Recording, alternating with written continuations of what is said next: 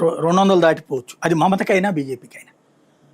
Neck to neck లాంటివి ఉండవు 200 ఎవరికైనా. ఎందుకు అంటే బేసిక్ గా ఇప్పుడు మీరు అబ్జర్వ్ చేస్తే ఇదివరకు ఉత్తరప్రదేశ్ అప్పుడు కూడా వీళ్ళు సరిగ్గా చెప్పలేకపోయారు. 2016 అప్పుడు నెక్ టు నెక్ అటు సగం ఇటు సగం ఇచ్చారు. ఇప్పుడు ఏమైపోయిందంటే మొహమాటపు సర్వేలు అయినాయి. అంటే వీళ్ళకి అక్కడ వీళ్ళ సర్వేలో వీళ్ళు గెలుస్తారని తెలుస్తుంది, కానీ ఏమో వాడెందుకు గెలుస్తాడు అబ్బా అనేసేసి వీళ్ళు మొహమాటానికి పోయి నెక్ టు నెక్ అంటారు. మీరు చూడండి గత 3-4 సర్వేలో కూడా నెక్ టు నెక్ అనే రాస్తారు. ఈవెన్ ఆంధ్రాలో కూడా నెక్ టు నెక్ అనే రాశారు, గుర్తుంది కదా. తీరా వన్ సైడెడ్ అయిపోలేదా బేసిక్ గా. కాబట్టి అక్కడ కొడితే వన్ సైడెడ్ అవ్వాలి, ఎందుకంటే అంత పర్సెంటేజ్ ఆఫ్ పోలింగ్ జరిగినప్పుడు ఎవరి మీదనో కోపం అన్న రావాలి, ఎవరి మీదనో ప్రేమ అన్న రావాలి.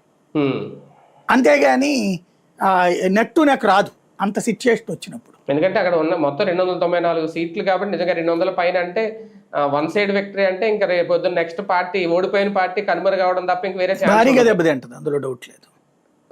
సరే, ఇది అంటే మిగిలిన రాష్ట్రాల మీద అంత ప్రభావం చూపిస్తుందా పశ్చిమ బెంగాల్? కాంగ్రెస్ ఇది బీజేపీకి బూస్ట్ ఇస్తుంది. బెంగాల్లో కనుక బీజేపీ గెలిస్తే బీజేపీకి భారీ బూస్ట్. నెక్స్ట్ అంటే మొన్న ఆయన చెప్పినట్టు అంగ వంగ కళింగ, అస్సాం అంగ వంగ అంటే బంగ అంటారు అక్కడ, అంటే బంగ్లాదేశ్.